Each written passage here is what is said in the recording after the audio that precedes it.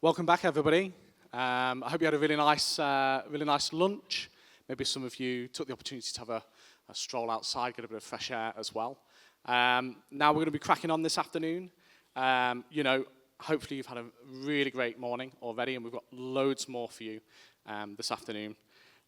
Next up is CMO at MarTech provider Dotdigital, someone with experience in SaaS, e-commerce, and the luxury industry. We've actually just been talking about that backstage.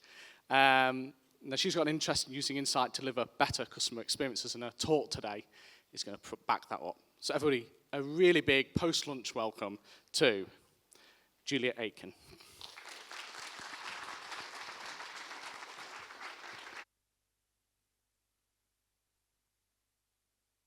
Afternoon, everyone.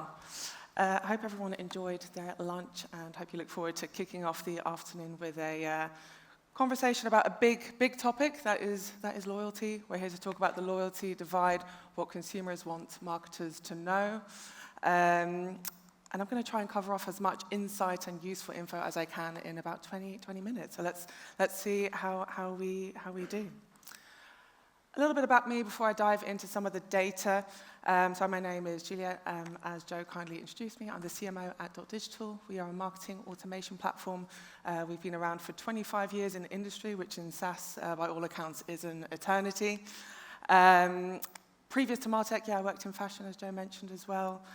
Then moved into fashion tech, and then ultimately I ended up in the SaaS space, and I've not looked back since.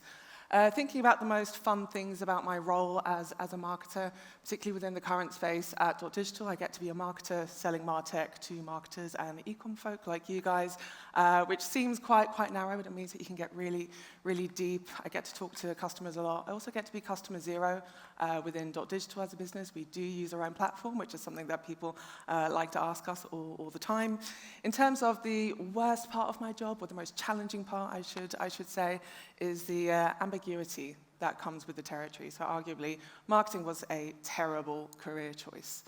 However, thinking about data, and data obviously massively helps us mitigate ambiguity and risk if we feel like we've got the insights we need to make better decisions day to day. We've become a lot better at data as marketers and commerce folk, but so much better isn't always good enough. Me and the team, I have a team of 24 marketers. We have a global remit at Dotdigital. We often have this feeling of, all of this data is great, we've got a ton of it, but it's nearly useful. And nearly useful is tricky, and people don't trust nearly useful data, and they definitely don't act on it. So as I mentioned, we've been in industry for 25 years. We've got over 4,000 customers. We work across a ton of industries, both B2C as well as B2B commerce. And what that means is that we've got a pretty good ability to tap into our customer base, our ecosystem, our partner network, like Adobe Commerce and Magento. And that means that we have access to a vast amount of data. So for me and my marketing team, one of the things that we like to do in terms of our content strategy is we launch flagship marketing reports that are all rooted in facts. So I've just plugged some of those examples on the slide here. So we have, some of you may recognize Hitting the Mark. It's probably the one that we've been in market with for the longest. For Hitting the Mark, we go out into industry and we analyze the end-to-end customer journeys of over 100 brands. And we look at how seamless are these journeys? Are they delivering relevant, personalized experiences that are cross-channel and meeting customers where they are, and so on. I think this has been going since 2017, so it's now in its about 8th edition, long time. Beyond Hitting the Mark, we also have our global benchmark report. That's where we look at aggregate anonymized customer data. We analyze millions of campaigns and then share that information back out into the market to tell you all what's working, where are marketing teams and other businesses seeing engagements or certain marketing tactics and strategies work for them. Then last year we introduced our CMO tracker. This is where we take a closer look at the sentiment within marketing teams. We speak to marketing leaders, we speak to marketing managers, execs at all levels, and we ask them, what are your big bets for the year and where are you planning to invest? Which again, in my opinion, results in a reasonably insightful read. And we had a gap, which brings me to the loyalty divide, which we're going to talk about a bit more today. We had a gap in our content and we thought, like, right, We go out into industry, we look at our customer base, we speak to marketing teams and marketing leaders. What else do people want to know about? And very quickly, that gap was consumers, right? So we can think that we know what we're doing, that we know what we want. We think we can wear the sort of the consumer hat, because at the end of the day, even if we work in business or B2B, we're all consumers ourselves, and we're selling to humans. And that's where the idea for the loyalty divide came from. So I'll be sharing some key takeaways from that with you guys today. Why do we care about loyalty? There's a lot of change in commerce and MarTech, and there's new themes and trends that we talk about year on year, but loyalty in all my time in industry has been something that people keep coming back to, and it's something that everyone can rally around and something that everyone really cares about. So why do we care about and strive for loyalty? So for me as a marketer, you'll definitely hear me say things like, loyal customers are good for brands. So think about the reviews, the user-generated content that comes from your loyal customer base, especially if they're vocal on social, the advocacy that you get, the word of mouth. It's basically all of the stuff that your marketing budget can't buy, but it's quite difficult to measure, so we need more than that. So thinking about maybe some of the commerce folk in the room, loyal customers are cheaper to service. We've all heard the statement before that it's still cheaper to retain an existing customer than it is to acquire a new one, and that's for a number of reasons. So on the flip side of that equation of loyal customers are cheaper to service, loyal customers spend more. We can think about spending more over the course of their lifetime, customer lifetime value, and then moving on to the CFO viewpoint, loyal customers are more predictable. What you'll see in more and more MarTech platforms as well is that as you have more data, it becomes easier to predict customer lifetime value, for example. And if you have a predictable revenue stream, it makes forecasting, planning, budgeting, and all of those things easier. If we then move on to the very last thing here on the slide, loyal customers are more profitable, which makes sense if you consider all of the above right here. So this is where particularly your CEO, your investors, your board, all of those people, they care about loyalty because it's a key to profitable growth, especially in the current climate. Revenue and growth alone isn't alone. You need to be profitable as well. So everyone cares about loyalty, but we find it pretty difficult to pinpoint how you gain it, how you retain it, and how you don't lose customers, in essence. So coming back to the report, then we served 3,000 consumers across 3 key markets, UK, US, and Australia, and we wanted to eke out what their view is on loyalty, what good loyalty programs look like, what incentivizes them to buy and to come back to certain brands. And so I'm going to take you guys through some of the results. If, like me, you've got glasses, but you either don't like wearing them or you forget to bring them with you, there is a QR code at the end if you don't manage to take some of these slides away with you. And the QR code will take you guys to the full report with all of the data if you want to dive into a little bit more detail. So as I mentioned, we surveyed 3,000 people, and one of the first questions we asked them was, how loyal are you to brands and to how many brands? And one of the hypotheses that we had going into this piece of research was that we were going to see quite a big difference generation to generation.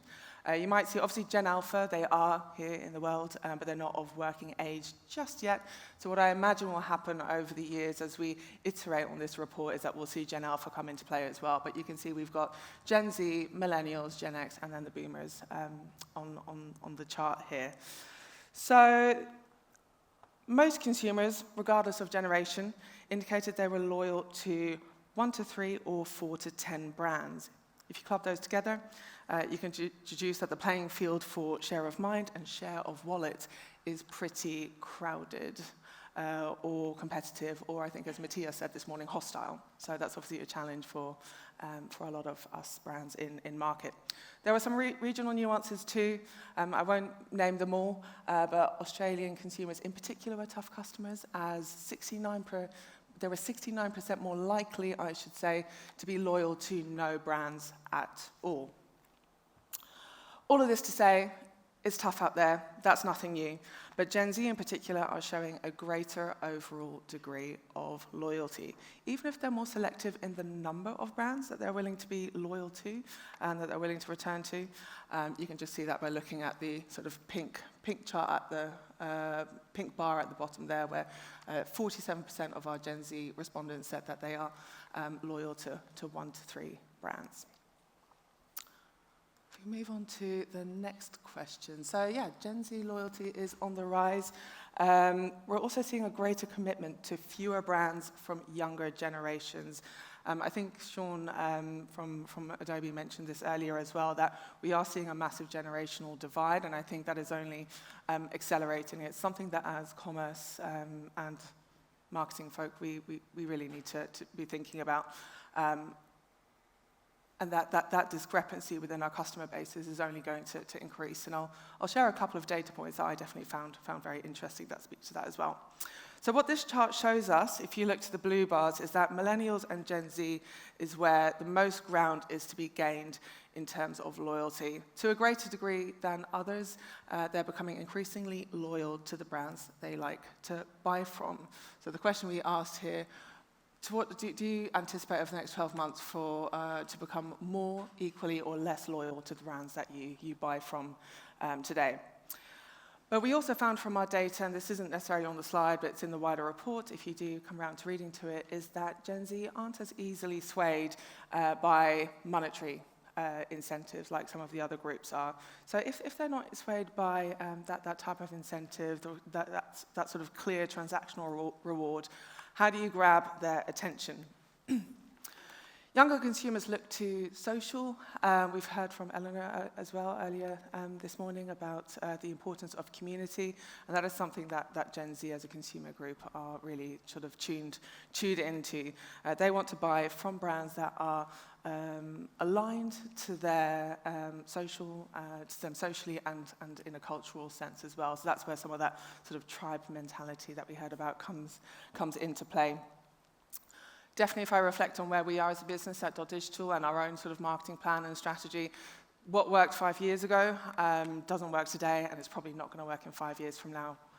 If we're thinking about PPC and paid media, which is ultimately where a lot of marketing budgets get spent, the price to play in those spaces have absolutely skyrocketed across both B2C and B2B industries. Speaking very transparently, for some of our non-branded keywords, we now spend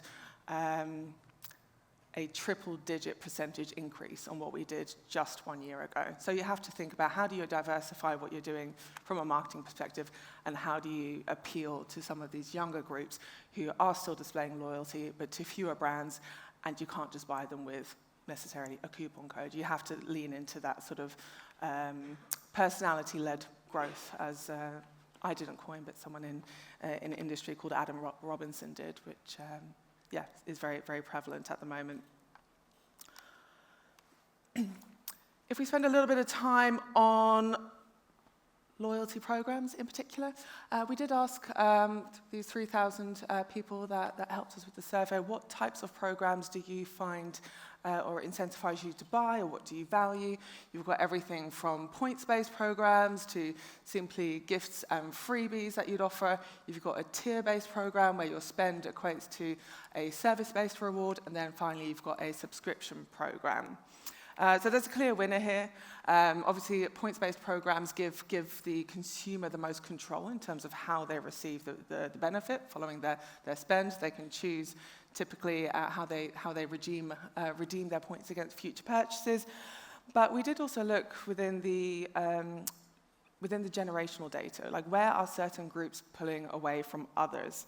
And so 2 generational nuances that I will just touch on here, which we found quite interesting, is that millennials were 36% more likely than other groups to favor tier-based programs, where their commitment is rewarded with perks or events or exclusive experience.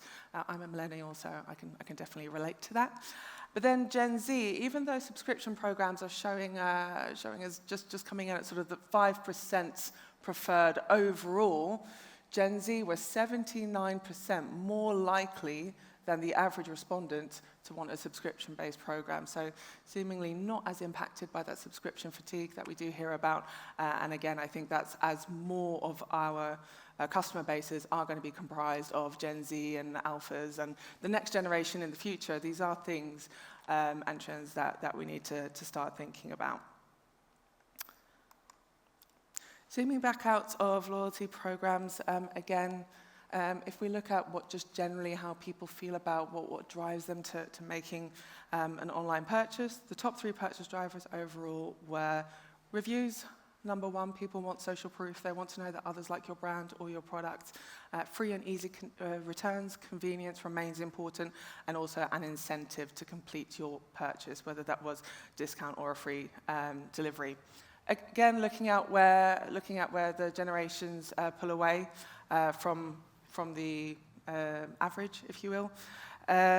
Gen Z and millennials were more easily swayed by the end-to-end experience and UX on the website.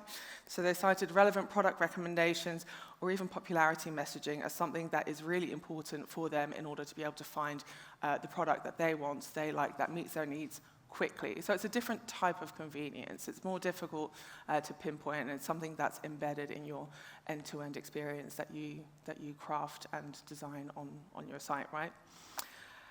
So if you're an e-commerce marketer then, in many cases you can assume that Gen Z is a small but growing % of your customer base, as I've already alluded to.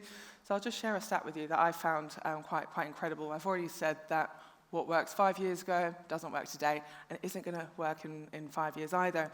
So some data from the US suggests that Gen Z accounts for 5 to 6% of global consumer spending today in 2025.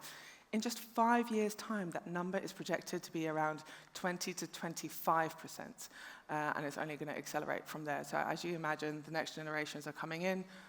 That's going to massively shift. And as we see from the data, Gen Z want vastly different things. And I imagine that Gen Alpha will follow in their footsteps, but go a step further again.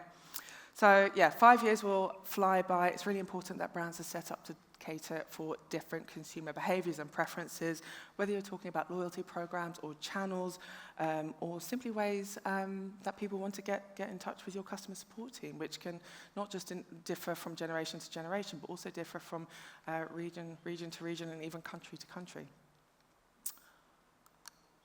Moving on, so how about loyal customers? The good news here is that most of us aren't starting from scratch. We've got loyal customers already. But how do they discover products? How do they discover new brands or products online and offline? And what can we do as businesses, as marketers, as commerce experts to keep their loyalty for longer? So there's a bunch of things on the slide that I won't touch on for too long because I can see my ticker going down swiftly. But maybe the standout thing that I decided to give half of this slide to at least is that brand advocacy piece. So we asked, when you find a brand or products that you like, do you tell your friends and family about it? And for the consumers who we found to have a certain degree of loyalty and above, 51% of them tell their friends and family about products that they like, which is 50% higher than consumers that were not deemed loyal to any brands. So this isn't massively surprising, but I think seeing the number on it does convey the value that loyalty has to us as businesses overall. So it was good to affirm that.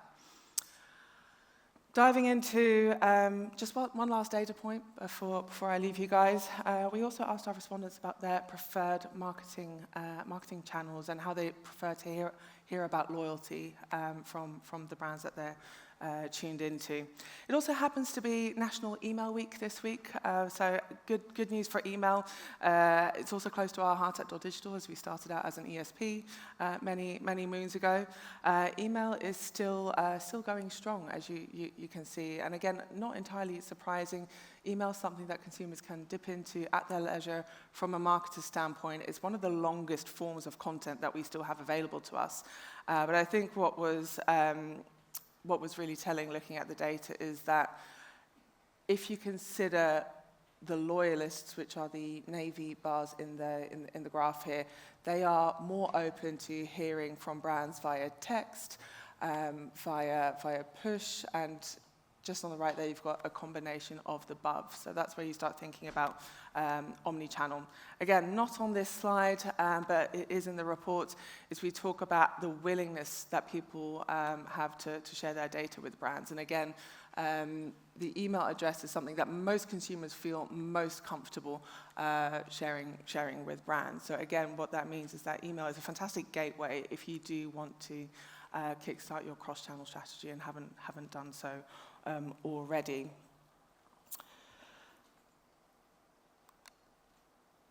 I promised you a QR code at the end. Here it is. So if you would like to get access to the full report, do make sure to take a snap of that.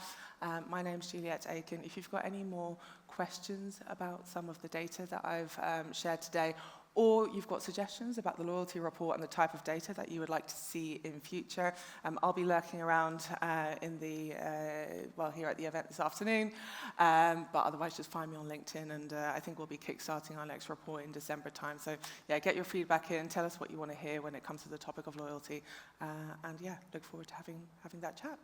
Hope this was useful. Thank you, everyone.